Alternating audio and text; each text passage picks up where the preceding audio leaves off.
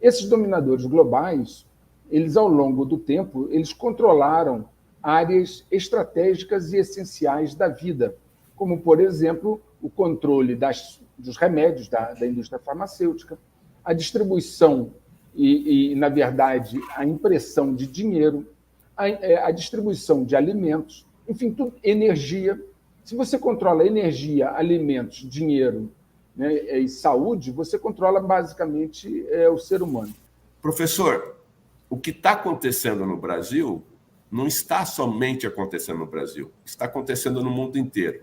Se está acontecendo no mundo inteiro, eu gostaria que você fizesse um breve resumo para a minha audiência, principalmente, que está começando a entender esse pano de fundo, questionando o seguinte, ou seja, então o nosso presidente, ou o presidente dos países vizinhos, ou da Europa, de onde quer que seja, não tem 100% do poder. Na sua opinião, existe um grupo, eu quero entender o que é esse grupo, que domina a geopolítica mundial?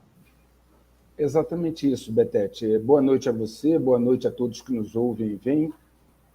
Veja bem, eu vou começar dando um exemplo do que é a relatividade do poder de um presidente. Vamos tomar o nosso presidente. Ele, desde o início, minimizou as questões que estão ligadas a essa questão de saúde. Ele foi contra essa questão ligada à injeção, e, mesmo assim, isso foi imposto a ele. Se ele tivesse poder real, se ele tivesse a capacidade de determinar os destinos do país, isso não teria acontecido. Aliás, o que nós temos vendo no nosso país, né, é um país disfuncional, numa grave crise institucional, onde o poder executivo é permanentemente atropelado e desautorizado. Então, a verdade é que o Brasil, assim como qualquer outro país, isso não é uma característica do nosso país, está dentro de um contexto maior, o contexto de uma geopolítica mundial. E essa geopolítica mundial, ela tem uma agenda que é desenvolvida. E essa agenda é criada por um grupo de pessoas e de instituições que atende a certos interesses. Então, eu chamo no meu canal eu desenvolvo isso, Betete, lá tem quase já 200 vídeos, tem quase 100 na área aberta, tem mais 50 na fechada, fora mais de 30 lives, etc. Tem quase 200 vídeos. Então, eu desenvolvo com as pessoas lá o raciocínio lógico desde o primeiro vídeo, por isso eu os numero, sobre o que é guerra de quinta geração, por que eles fizeram isso, como eles o fazem, o seu modus operandi. Eu vou tentar resumir ao máximo, Betete, a fim de tornar facilmente assimilável o conceito. Muito bem. Todos vocês têm a ideia de uma questão, digamos assim, daqueles que são bilionários, que são capitalistas, que detêm o poder financeiro. A nossa sociedade ela é basicamente estruturada em cima do poder armado e do poder econômico. Esses dominadores globais, eles, ao longo do tempo, eles controlaram áreas estratégicas e essenciais da vida, como, por exemplo, o controle dos remédios da indústria farmacêutica, a distribuição na verdade, a impressão de dinheiro, a distribuição de alimentos, enfim, tudo, energia. Se você controla energia, alimentos, dinheiro, né, e saúde, você controla basicamente o ser humano. E eles controlaram todos esses ramos. Se vocês fizerem uma pesquisa profunda, vocês vão descobrir que no Ocidente não há essa diversidade que aparenta ter. A grande maioria das grandes empresas estratégicas, e eu diria mais de 90%, estão na mão de 3, 4 fundos de investimento, não mais do que isso, que têm cotistas que também não são um número significativo. E aí, infelizmente, se criou uma narrativa, né, onde se opõe muito essa questão de comunismo e capitalismo. No meu canal eu não trato de ismos, comunismo, capitalismo, socialismo, porque todos eles são utilizados pelos dominadores globais. Para os dominadores globais, esses que detêm os meios de propagação, por exemplo, do dinheiro, só para vocês terem ideia, 1/3 de todos os dólares que existem no mundo foram impressos em 18 meses, nos últimos 18 meses. Essas pessoas que controlam o fluxo do dinheiro, controlam a questão da saúde, controlam a questão da energia e várias outras áreas estratégicas, elas não fazem distinção de ideologia, muito menos de regime político, desde que esse regime os sirva.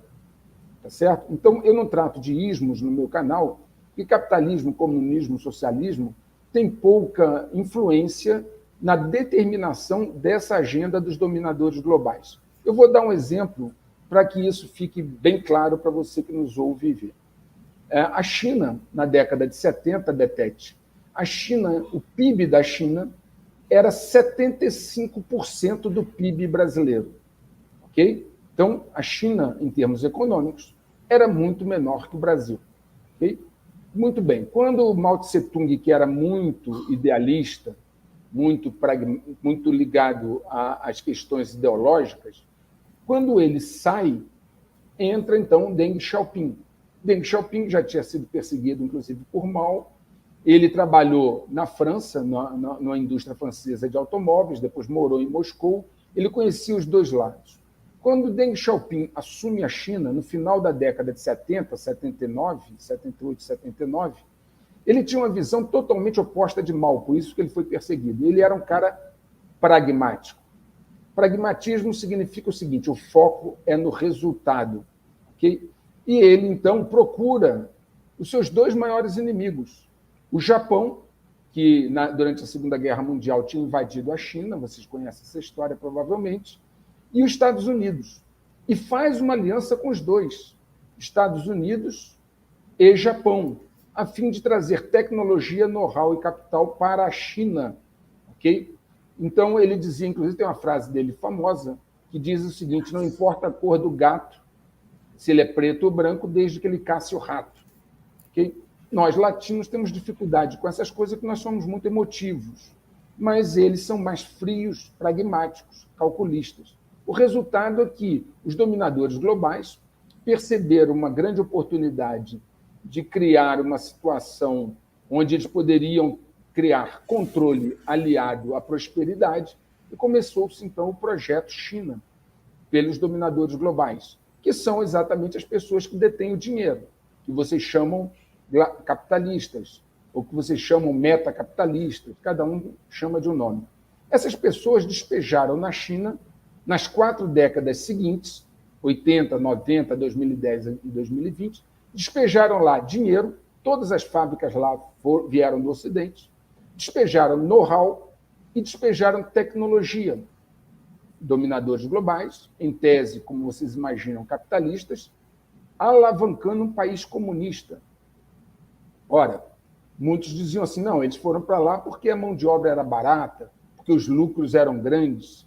Mas vocês acham que pessoas desse nível não enxergam 30, 40 anos para frente, percebendo que estavam criando a possibilidade de levantar um grande concorrente, um grande inimigo?